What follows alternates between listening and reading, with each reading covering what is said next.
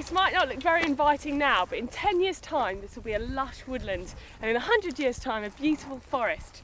Every single one of these little trees has been planted by the local community, and the money raised to create this woodland raised by the local community. I'm going to meet Jamie from Bampton Primary School, who's going to teach me how to plant a tree. He's an expert.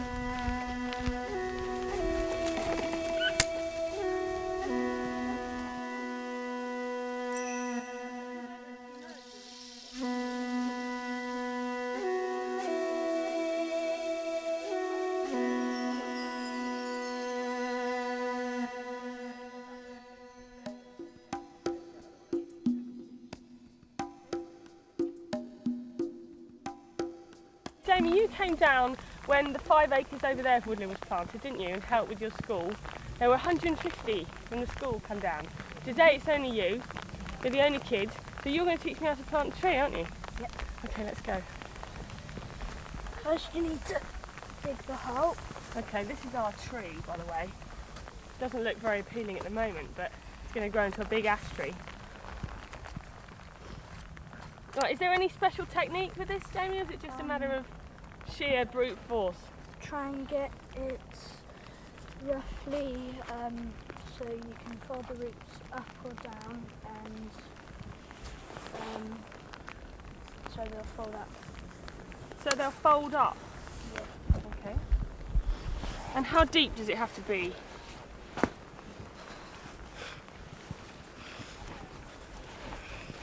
How deep does it have to be? That deep or something? Yeah. Not that deep. Shall I have a go? Okay. Okay then, this is a good spade, isn't it? It's long thing to... And how many trees did you plant when you came here last time? 50 in an hour. 50 in an hour? What, just you? No, just Your class? Yeah. That's good, isn't it?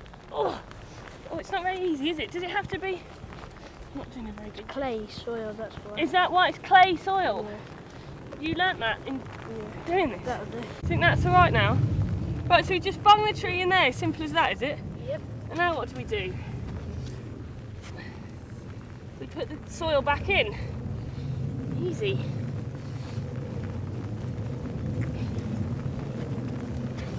Libby wants to get involved. Do we break up the soil a bit so that it's... No, it's alright. It's alright, is it? Just saying it wrapped with you.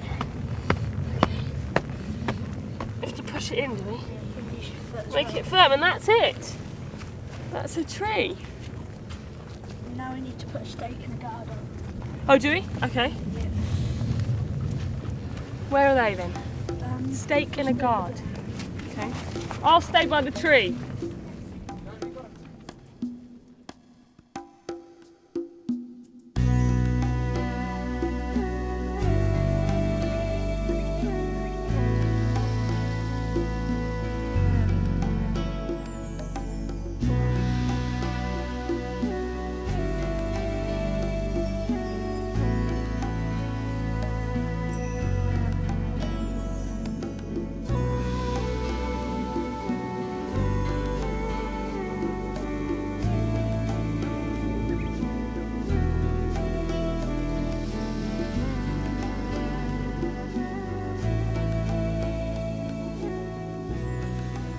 Thanks, Jamie. Right then, Now we need to separate these. these are tree guards, are they? Yeah. And they go round the tree. And what's that for? To stop the rabbits and hares biting them. Eating it. Do you want some help there? You're a bit tired out, aren't you? You ran fast over there. Is this one okay? Yeah. Right, how does this work Now, then? just slide it over. Slide it over the top, Yeah. like that. Make sure none of it gets caught down on the little black bits. Right, okay. Yeah. And then what do we do? Do we push it into the ground or not? Just a little bit if you want. There, okay. That's not very upright, is it? No, but when you put the stake in, Oh, and you then put... Oh, I see. you thread. That through there. And that's through there. And we planted a tree. And then that should be That's banged good. in. We've got to bang this in now, have we? Do we need a mallet? It's down the mallets. Down the far end. This is a bit wet. Why does it always rain when we film things? Oh, are you going to do it with that? No. That's very, you're just being... Oh, just using your initiative, aren't you? Oh! So that's our tree, that's planted, and you did 150 of those in an hour. And in total, how many trees, John, how many trees did they plant in total? Today planted about 200. 200? 250, yeah. 250 trees today? Yeah, 250 trees today. But in total in this scheme? In this scheme there's going to be 950 to 1,000 trees by the time we've finished. 1,000 trees. And you planted up 5 acres with the local community? There's 5 acres over there, as we said, and another acre and a half here. So 6.5 acres in total. Finished, So this is going to be a brand new little woodland right near Bampton. Yeah. And it's one of 200 woodlands. It's one of 200 woodlands throughout the whole of the country. It was a Millennium project that was, the planting started obviously back in the Millennium in 2000. And this is the final bit, the final extension of this woodland now. Right. So this is finished now, it can be put to bed and then people can use it forevermore. It'll be here in perpetuity. Jamie, who we were just talking to, is the son of Robert, That's who right. we've also got here volunteering. And Robert, you're the manager at the local farm. One of the farms, yes. Sold the land. Yeah, my boss, Mr. Collins, sold the farm to the Woodland Trust for this project, which has been it's been on the cards now for two years, and this is just the last part of the planting now.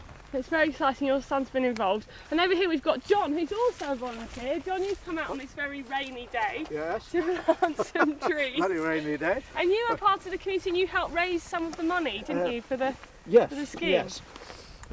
Colin Orport put the scheme together, appealing to the village, as it were, to make contributions towards the part of the cost of the land.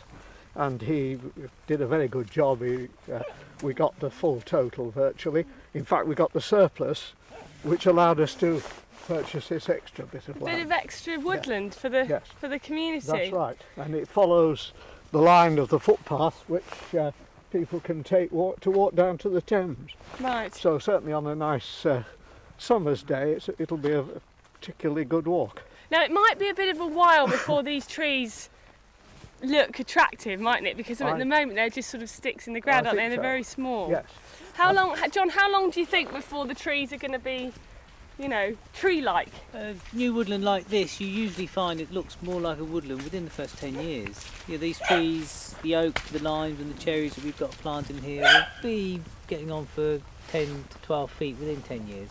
And then it begins to feel like a woodland. 10 years and it'll start to look 10 years it begins to feel like a woodland. pretty, and the birds will move in. And the birds will move in probably almost immediately now that you've got this nice hedgerow. We've got a nice lot of dead wood in here that's rotting down. Plenty of nesting space in the bramble and what have you for the birds. So the birds will be here almost immediately. Brilliant. Obviously at the moment this looks nice, flat and grassy, but come the middle of the summer all this grass is going to grow up. It's going to be nice and thick and light, and then we'll let it seed for the birds and the animals and the small invertebrates to then move into that as well. So it's great. It's sort of it's moving back towards how Britain used to look a little bit, isn't it? Bringing back some of the woodlands that we used to have. Yes, it is a little bit. It obviously takes time, but this now will be here in perpetuity, be here forevermore. Forever and ever for the yes. kids. So That's brilliant. It'll never ever be put down to anything else now apart from woodland. Woodland, that's it. Brilliant. Well, it's very exciting. Should we plant some more trees? Yes, go on, carry on. Okay. Right, Jamie, what's Any happening now? trades?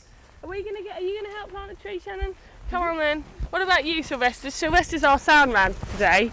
Here, he's holding but he's going to plant a tree now, aren't you, Syl? Yeah. Okay, right, we've come from Oxford. And Scott. I'm going to hold the camera now. Scott can plant the next tree. Here we go.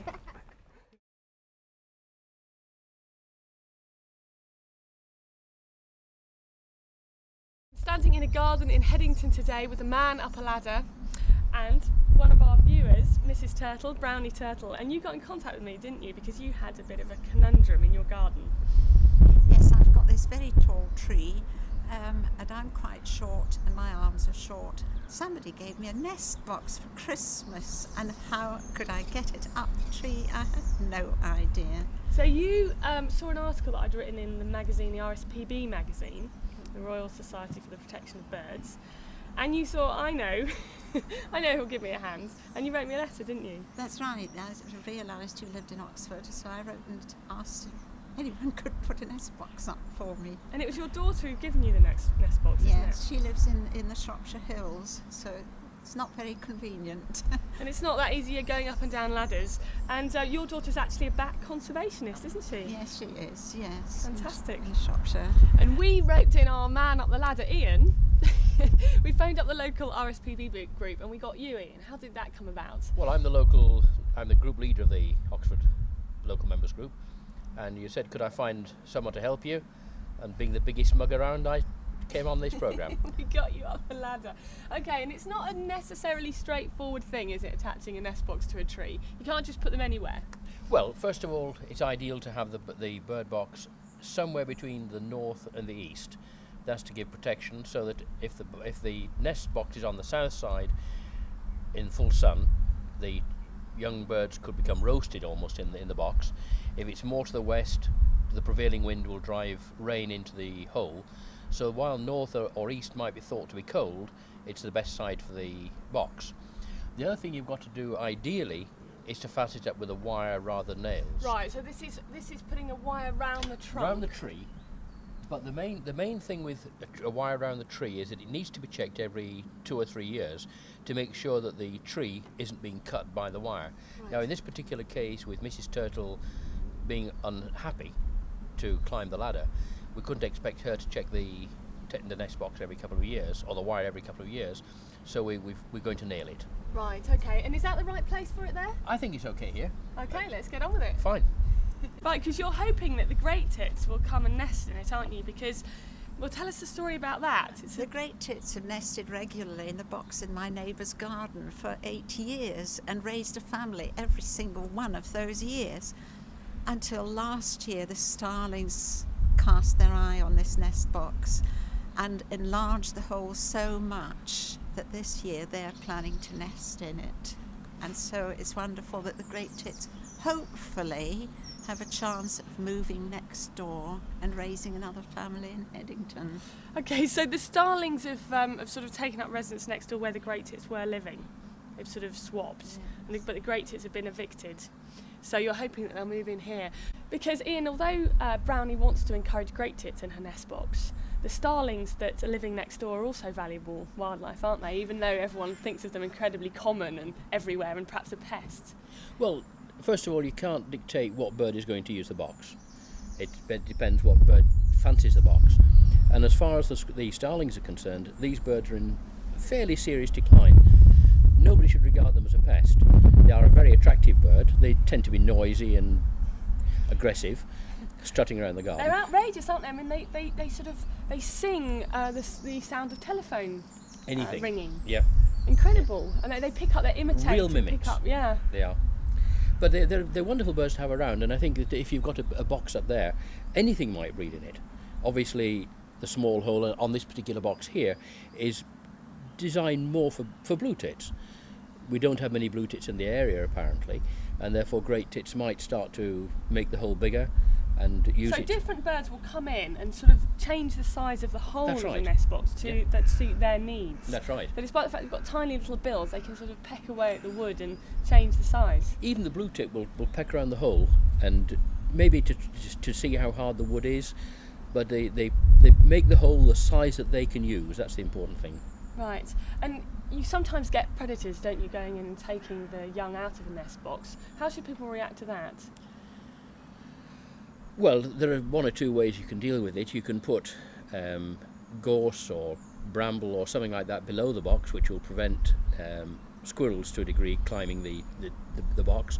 As far as the crow family, the magpies and rooks, it's unlikely that they would come into a nest box as near to a house as this. There isn't really a lot you can do as far as the birds are concerned.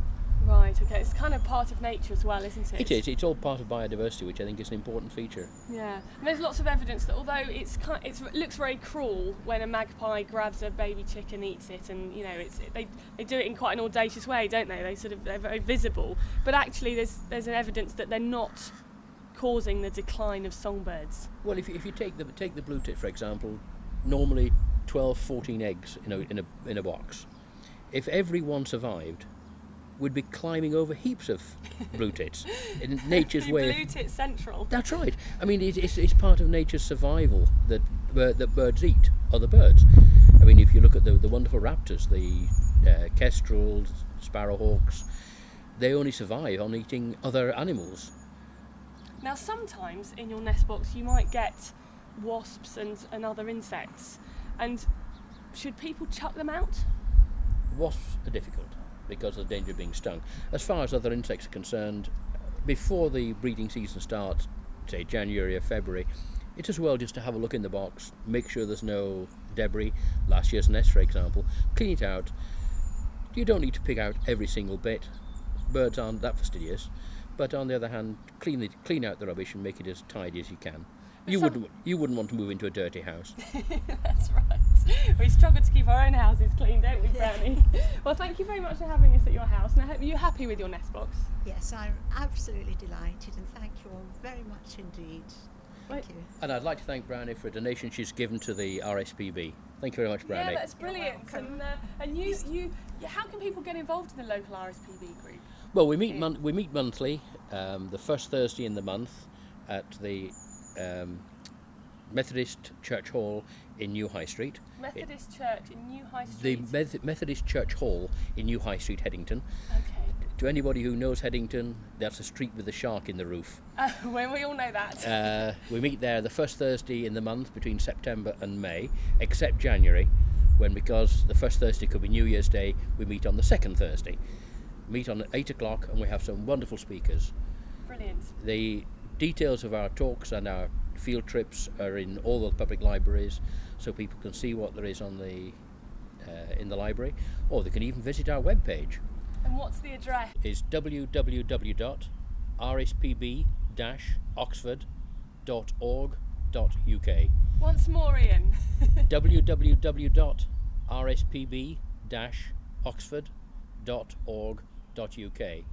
On that webpage you'll see details of our indoor meetings and the speakers and the field trips we organise. Brilliant, thank you very much. Now, Brownie, are you going to make us another cup of tea? Yes, I think we need it on this cold morning. Cold February morning. And are you going to tell us who nests in your nest box? I shall keep a careful watch and let you know You must do that. when somebody comes to nest in it. Okay, are you alright getting down from there?